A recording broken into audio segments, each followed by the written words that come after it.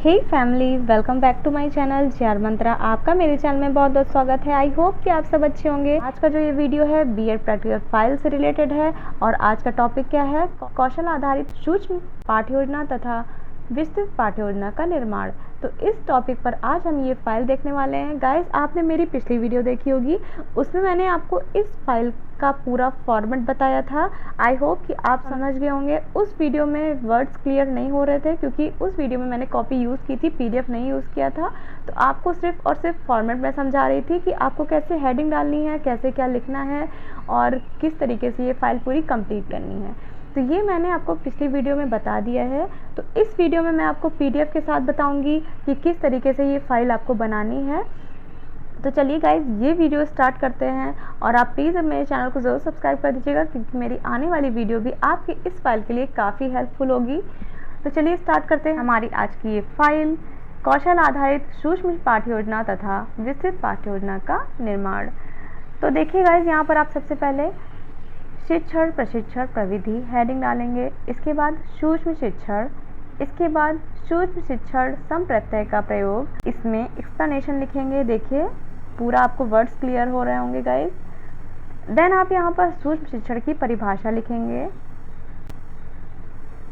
Guys, अगर आपको इस फाइल में कोई प्रॉब्लम आ रही होगी तो आप प्लीज़ कमेंट करिएगा मुझे। इसके बाद आप सूक्ष्म शिक्षण का अर्थ एवं अर्थ विश्लेषण,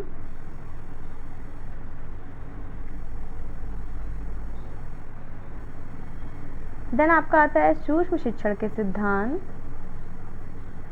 आप सिद्धांत लिख लेंगे, इसके क्या सिद्धांत होते हैं।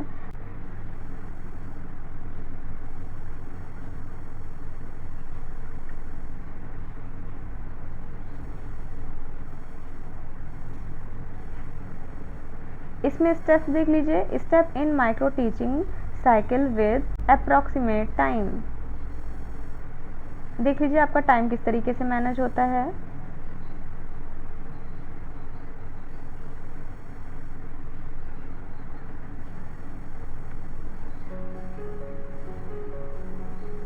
फिर आप करेंगे इसमें सूक्ष्म शिक्षण की विशेषताएं, गुण एवं लाभ। गाइस, आपकी फाइल इसी तरीके से बनेगी, तो आप इसे नोट डाउन कर लीजिएगा अपनी फाइल में।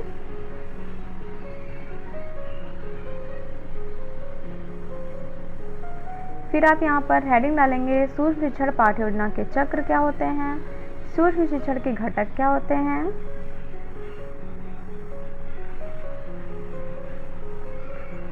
इसके बाद आता है गाइस मोस्ट इम्पॉर्टेंट शिक्षण कौशल। ये कौशल ये स्किल आपके पाठ्य योजना में बहुत इंपॉर्टेंट होती है गाइस, क्योंकि इसमें प्रस्तावना कौशल होता है, व्याख्या कौशल होते हैं, श्यामपट्ट कौशल होते हैं, पुनर्वरण कौशल होते हैं। तो ये सारे आपके बहुत इंपॉर्टेंट होते हैं क्योंकि आप प्रस्तावना कौशल में किस तरीके से प्रस्तावित क्वेश्चन कर रहे हैं, किस तरीके से व्याख्या कौशल की मदद से आप व्याख्या कर रहे हैं, किस तरीके से बच्चों को फीडबैक दे रहे हैं, किस तरीके से आप ब्लैक बोर्ड वर्क कर रहे हैं। तो ये सब चीज़ें बहुत इंपॉर्टेंट होती हैं गाइस।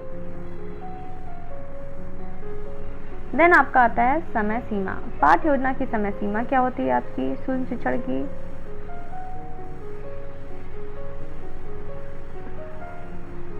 देन है आपका प्रस्तावना कौशल की परिभाषा। प्रस्तावना कौशल, जैसा कि मैंने आपको पिछले अपने वीडियोस में भी बताया था और पिछले आपके जो लेसन प्लान के वीडियो थे उसमें भी मैंने मेंशन किया था कि ये प्रस्तावना क्या होता है। जैसे कि मैंने आपको बताया था कि पाठ्य योजना में प्रस्तावित क्वेश्चन आप कुछ पूछते हैं बच्चों से जो उनके पूर्व ज्ञान से संबंधित हो, जो उसका आंसर बच्चे दे सके। तो यहाँ पर देखिए लिखा है, यह एक उपक्रम है जो कक्षा में मनोवैज्ञानिक अधिगम वातावरण तैयार करने के लिए नियमित शिक्षक द्वारा किया जाता है। इसका अभिप्राय छात्रों का अवधान केंद्रित करना तथा नवीन ज्ञान का पूर्व ज्ञान से संबंध स्थापित करना होता है। तो प्रस्तावना कौशल यही होता है, आप बच्चों से इजी क्वेश्चन पूछते हैं जो उनके पूर्व ज्ञान से संबंधित हो ताकि बच्चे उसका आंसर दे पाएँ। प्रस्तावना कौशल के डिफिनीशन के बाद आप यहाँ पर सूक्ष्म शिक्षण पाठ्य योजना 1 डालेंगे। इसमें देखिए अध्यापन कौशल का नाम, अभी जैसा कि मैंने आपको परिभाषा बताई प्रस्तावना कौशल की, तो यहाँ पर आप प्रस्तावना कौशल लिखेंगे क्योंकि ये जो सूक्ष्म शिक्षण पाठ्य योजना है ये प्रस्तावना कौशल पर आधारित है। इसके बाद आप इस तरीके से स्ट्रक्चर बनाएंगे। आपका जो भी टीचिंग डेट होगा वो आप लिख लेंगे। इसके बाद कक्षा लिख लेंगे।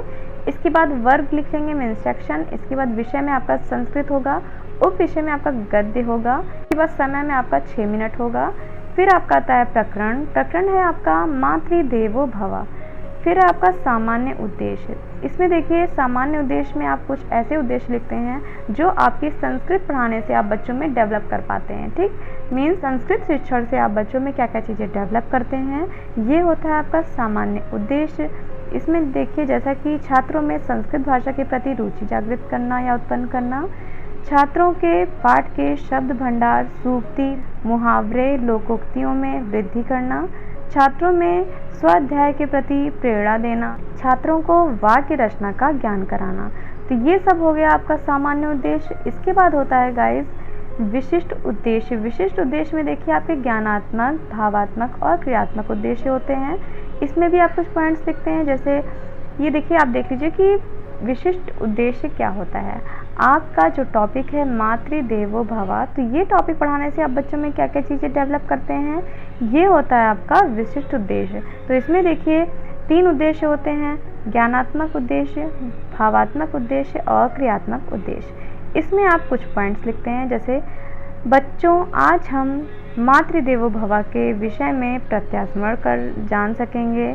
बच्चों, आज हम आप सबको मातृदेवो भव के बारे में उपयोगिता बता सकेंगे। बच्चों, आज हम आपको मातृदेवो भव के बारे में परिचित कराएंगे। तो ये हो गया आपका प्रस्तावना कौशल। इसके बाद आप यहाँ पर प्रभावशाली प्रस्तावना देखिए क्या है। पूर्व ज्ञान पर आधारित प्रस्तावना होनी चाहिए आपकी। छात्रों का ध्यान मूल पाठ की ओर आकृष्ट करना, सभी प्रश्नों क्रियाओं की श्रृंखलाबद्धता, पाठों के उद्देश्य के अनुरूप, और प्रस्तावना ना अति संक्षिप्त ना अति विस्तृत होना चाहिए। तो ये प्रभावशाली प्रस्तावना होती है। इसके बाद आपका आता है सहायक सामग्री। इसमें क्या है, आपके टीचिंग के दौरान आप जो चीज़ अपने साथ ले जाते हैं ये आपके सहायक सामग्री में आते हैं। जैसे लपेट श्यामपट्ट, चौक, डस्टर आदि। फिर है आपका पूर्व ज्ञान। बच्चे माता पिता के बारे में सामान्य जानकारी रखते हैं। पूर्व ज्ञान क्या है गाइस, आप बच्चों से एक्सपेक्ट करते हैं कि बच्चे कुछ ना कुछ मातृदेवो भव जो टॉपिक है उसके बारे में सामान्य जानकारी रखते हैं। तो ये हो गया आपका पूर्व ज्ञान। फिर आता है आपका प्रस्तावना। प्रस्तावना के प्रश्न अभी जैसा कि मैंने आपको पिछली वीडियो में भी बताया था, अभी मैंने कुछ टाइम पहले भी आपको बताया कि प्रस्तावना प्रश्न आपके कुछ प्रस्तावित ऐसे प्रश्न होते हैं जो बच्चों के पूर्व ज्ञान से संबंधित हों, ठीक, जिनके बारे में बच्चों को नॉलेज हो। तो यहाँ पर देखिए छात्राध्यापक कथन और छात्र कथन। आप बच्चों से कुछ इजी क्वेश्चन पूछेंगे। जैसे राम के पिता का क्या नाम है, तो बच्चे आंसर देंगे राजा दशरथ। फिर आप राजा दशरथ शब्द को उठा के दूसरा क्वेश्चन करेंगे, राजा दशरथ की कितनी रानियां हैं। तो यहाँ पर देखिए कौशल्या, सुमित्रा, कैकेयी। अब यहाँ से आप कौशल्या को लेके कहेंगे कौशल्या राम की क्या लगती हैं, तो यहाँ पर बच्चे आंसर देंगे माता। इसके बाद माता के विषय में आप क्या जानते हैं, तो यहाँ पर समस्यात्मक आ जाएगा। तो देखिए आपके यहाँ पर जो प्रस्तावित प्रश्न हैं वो एक दूसरे से संबंधित होने चाहिए, रिलेटेड होने चाहिए। जैसे देखिए यहाँ पर जो आप क्वेश्चन करेंगे उसका जो आंसर आएगा उस आंसर को उठा के आप दूसरा क्वेश्चन करेंगे, दूसरे क्वेश्चन से जो आंसर आएगा उस आंसर को उठा के आप तीसरा क्वेश्चन करेंगे। तो जो आपके प्रस्तावित प्रश्न होते हैं वो एक दूसरे से रिलेटेड होने चाहिए और सीक्वेंस में होने चाहिए, ठीक है। इसके बाद समस्यात्मक आने के बाद आप यहाँ पर उद्देश्य कथन कहेंगे, बच्चों आज हम आप सबको मातृदेवो भव के विषय में अध्ययन अध्यापन का कार्य करेंगे, ठीक। आज हम सब मातृदेवो भव के विषय में अध्ययन अध्यापन का कार्य करेंगे। तो ये हो गया आपके उद्देश्य कथन। गाइज आई होप कि आपको ये टॉपिक समझ में आया होगा कि प्रस्तावना कौशल क्या है। चलिए हम आगे चलते हैं। अब इसके बाद आता है आपका व्याख्या कौशल का अर्थ। आप व्याख्या कौशल को समझाएंगे। यहाँ पर व्याख्या कौशल का तात्पर्य अर्थ बताना, मीन्स जो आप एक्सप्लेनेशन देते हैं, जो व्याख्या करते हैं अपने टॉपिक की और अपने उद्देश्य कथन की, वही होता है आपका व्याख्या कौशल। तो देखिए यहाँ पर व्याख्या का अर्थ है प्रत्येक पाठ की जटिलता को सुलझाना और उसके भावों को अलग अलग करके सरल रूप में बालकों के सम्मुख रखने से है, जिससे बालकों को समझने में कठिनाई ना हो और उसके ज्ञान में वृद्धि हो। तो ये आपका व्याख्या कौशल होता है। इसमें देखिए सूक्ष्म पाठ्य योजना, सूक्ष्म शिक्षण पाठ्य योजना सेकंड, यहाँ पर आप दूसरा पाठ्य योजना बनाएंगे। और यहाँ पर देखिए अध्यापन कौशल का नाम क्या है, व्याख्या कौशल। आप इस तरीके से यहाँ पर स्ट्रक्चर बनाएंगे। इसमें दिनांक, जो आपकी टीचिंग डेट लगी होगी वो आप लिख लेंगे, इसके बाद कक्षा लिख लेंगे, इसके बाद वर्ग, फिर विषय, उप विषय और समय लिखने के बाद आप प्रकरण डालेंगे। और प्रकरण है आपका आश्रम। इसके बाद आप यहाँ पर सामान्य उद्देश्य लिखेंगे। इसमें वही चीज़ जैसा कि मैंने आपको अभी कुछ टाइम पहले बताया कि सामान्य उद्देश्य मीन्स आपके संस्कृत शिक्षण से आप बच्चों में क्या क्या चीज़ें डेवलप कर सकते हैं, ये होता है आपका सामान्य उद्देश्य। इसके बाद देखिए विशिष्ट उद्देश्य क्या होता है। इसमें आपका जो टॉपिक है आज का आश्रम, तो ये टॉपिक पढ़ाने से आप बच्चों में क्या क्या चीज़ें डेवलप कर सकते हैं, ये होता है आपका विशिष्ट उद्देश्य। इसमें भी देखिए ज्ञानात्मक, भावात्मक और क्रियात्मक उद्देश्य होते हैं। इसके बाद पूर्व ज्ञान आप लिखेंगे। इसमें देखिए बच्चे आश्रम के बारे में सामान्य जानकारी रखते हैं, मीन्स आप बच्चों से एक्सपेक्ट करते हैं कि बच्चे कुछ ना कुछ उस टॉपिक के बारे में जानते होंगे। फिर आपका प्रस्तुतिकरण, और आज का प्रस्तुतिकरण देखिए, आज का प्रेजेंटेशन यही है, आप किस तरीके से बच्चों के सामने प्रेजेंट करते हैं अपने टॉपिक को। इसमें देखिए आप बच्चों से ऐसे क्वेश्चन पूछते हैं जो बच्चे आंसर दे पाएँ, ठीक। जैसे पहले के समय में क्या हुआ करते थे, बच्चे आंसर देंगे, आश्रम हुआ करते थे। प्राचीन समय में शिक्षा कहाँ दी जाती थी, आश्रम में दी जाती थी। राजा दशरथ के चारों पुत्रों को शिक्षा कहाँ दी गई, आश्रम में दी गई। फिर आप क्वेश्चन करेंगे आश्रम के बारे में आप क्या जानते हैं, तो यहाँ पर समस्यात्मक हो गया, ठीक। आप जैसे देखिए और भी आप क्वेश्चन पूछ सकते हैं, जैसे कि प्राचीन समय में शिक्षा कौन दिया करते थे, तो बच्चे आंसर देंगे गुरु दिया करते थे, ठीक। गुरु किनको शिक्षा दिया करते थे, गुरु शिष्यों को शिक्षा दिया करते थे। गुरु और शिष्य कहाँ रहते थे, मीन्स कहाँ पर शिक्षा ग्रहण करते थे, तो बच्चे आंसर देंगे आश्रम में ग्रहण करते थे शिक्षा। तो इसी आप आश्रम को उठा के आप क्वेश्चन कर सकते हैं, आश्रम के बारे में आप क्या जानते हैं, तो यहाँ पर समस्यात्मक आ जाएगा।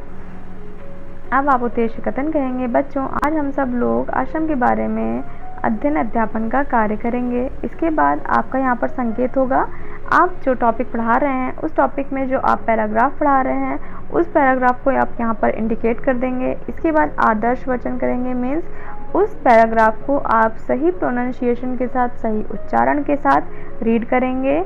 इसके बाद बच्चे यहाँ पर अनुकरण वाचन करेंगे, मीन्स उसको अब बच्चे रीड करेंगे। कहीं उनको कोई कठिनाई तो नहीं हो रही है रीड करने में, तो ये चीज़ बच्चे खुद से रीड करेंगे। इसके बाद हिंदी अनुवाद, आप उस पैराग्राफ का हिंदी अनुवाद करेंगे जो कि आपका व्याख्या कौशल के अंतर्गत आता है। आप यहाँ पर बच्चों को व्याख्या दे देंगे। सूक्ष्म शिक्षण पाठ्य योजना 3, इसमें आपका अध्यापन कौशल का नाम क्या है, श्यामपट्ट कौशल। इस श्यामपट्ट कौशल में आप बच्चों के सामने ब्लैक बोर्ड वर्क करते हैं। ब्लैक बोर्ड वर्क करने से आप बच्चों के सामने जो प्रेजेंट कर रहे हैं टॉपिक को, वो और भी अट्रैक्टिव हो जाता है, बच्चे और अच्छे से समझ पाते हैं। तो देखिए इसमें अध्यापन कौशल का नाम आप डालेंगे श्यामपट्ट कौशल। इसके बाद आप इस तरीके से स्ट्रक्चर बनाएंगे। फिर आप प्रकरण लिखेंगे ग्राम्य जीवनम। इसके बाद आप यहाँ पर सामान्य उद्देश्य लिखेंगे, मीन्स आपके संस्कृत पढ़ाने से आप बच्चों में क्या क्या चीज़ें डेवलप करते हैं, ये आप लिखेंगे। इसके बाद विशिष्ट उद्देश्य, विशिष्ट उद्देश्य में आप यहाँ पर कुछ ऐसे उद्देश्य देंगे जो आपके जो टॉपिक है, टॉपिक क्या है आपका ग्राम्य जीवनम, तो ये ग्राम्य जीवनम टॉपिक पढ़ाने से आप बच्चों में क्या क्या चीज़ें डेवलप कर सकते हैं, ये होता है आपका विशिष्ट उद्देश्य। इसमें भी देखिए ज्ञानात्मक, भावात्मक और क्रियात्मक उद्देश्य होगा। फिर आपका प्रस्तावना के प्रश्न, आप बच्चों से इजी क्वेश्चन पूछते हैं जो बच्चों के पूर्व ज्ञान से संबंधित हो। यहाँ पर आप क्वेश्चन करेंगे हम किस देश में रहते हैं, तो बच्चे आंसर देंगे भारत में। फिर भारत की अधिकांश जनता कहाँ रहती है या जनसंख्या कहाँ निवास करती है, तो बच्चे आंसर देंगे गाँव में। अब आप कहेंगे गाँव को संस्कृत में क्या कहते हैं, तो बच्चे आंसर देंगे ग्राम। इसके बाद आप चौथा क्वेश्चन करेंगे ग्राम के बारे में आप सब क्या जानते हैं, तो यहाँ पर समस्यात्मक आ जाएगा, आंसर ही नहीं दे पाएंगे बच्चे। अब आप उद्देश्य कथन कहेंगे, बच्चों आज हम ग्राम्य जीवनम के बारे में अध्यापन करेंगे।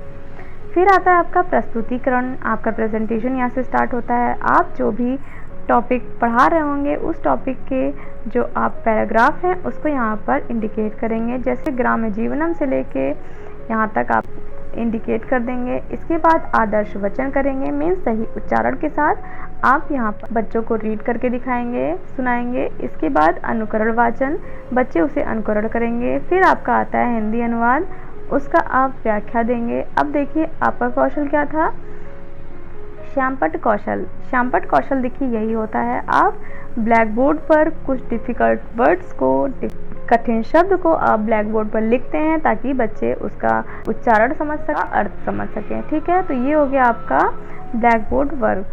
तो गाइज यहाँ पे आके आपका ये भी लेसन प्लान एंड होता है। इसके बाद आता है गाइज पुनर्वलन की प्रकृति एवं स्वरूप। जो आगे का आपका कौशल है ये पुनर्वलन से संबंधित है। सबसे पहले आप यहाँ पर पुनर्वलन कौशल का अर्थ लिखेंगे एवं परिभाषा लिखेंगे। पुनर्वलन क्या होता है, जो आप फीडबैक देते हैं बच्चों को।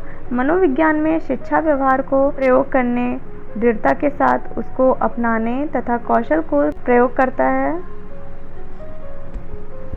इसके बाद पुनर्वलन का आशय आप यहाँ पर देंगे, ऐसे उद्दीपक जिनके प्रयोग या अनुपस्थिति। गाइज यहाँ पर थोड़ा सा मिस्टेक है, आप उपस्थिति कर लीजिएगा, अनुपस्थिति यहाँ पर लिखा है। ऐसे उद्दीपक जिनके प्रयोग या उपस्थिति से किसी अनुक्रिया के होने की संभावना बढ़ जाती है, तो ये होता है आपका पुनर्वलन आशय।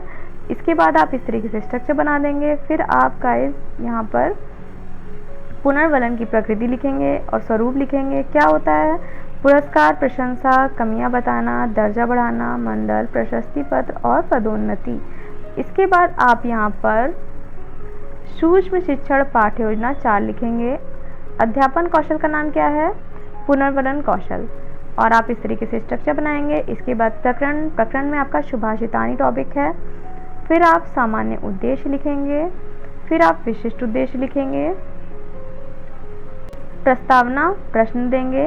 क्या है आपका टॉपिक आज का, सुभाषितानी। ठीक, तो अब आप बच्चों से क्वेश्चन करेंगे विद्या क्या देती है, तो बच्चे आंसर देंगे विनय।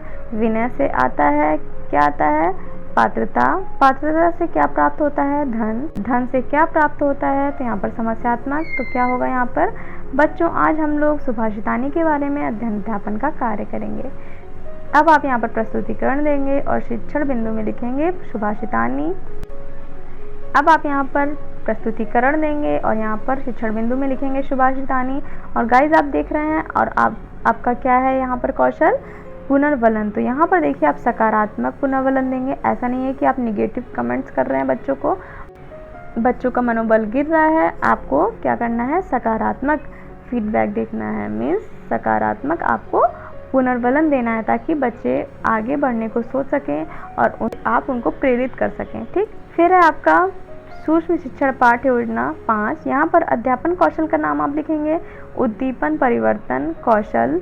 अब यहाँ पर देखिए आप इस तरीके से प्रकरण लिखेंगे, फिर सामान्य उद्देश्य लिखेंगे,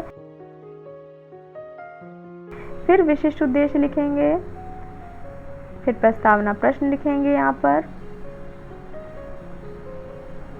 इसके बाद उद्देश्य कथन देंगे, फिर प्रस्तुतिकरण देंगे।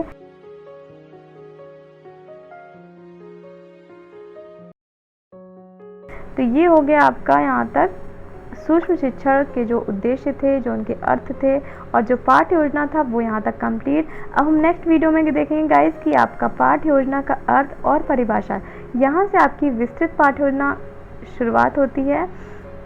तो इस वीडियो को यहाँ तक एंड करते हैं गाइस, नहीं तो वीडियो बहुत लेंदी हो जाएगी। तो ये टॉपिक जो है, इसके आगे का जो टॉपिक है ये हम नेक्स्ट वीडियो में देखेंगे, पार्ट 2 में देखेंगे गाइस। तो चलिए गाइस मिलते हैं हम अपने नेक्स्ट वीडियो में। अगर आपने मेरे चैनल को अभी तक सब्सक्राइब नहीं किया तो सब्सक्राइब कर दीजिएगा, बेल आइकन जरूर प्रेस कर दीजिएगा ताकि जब भी मैं नेक्स्ट वीडियो अपलोड करूँ तो आपके पास नोटिफिकेशन चली जाए। गाइस हम मिलते हैं अपने नेक्स्ट वीडियो में। Thank you so much for watching this video.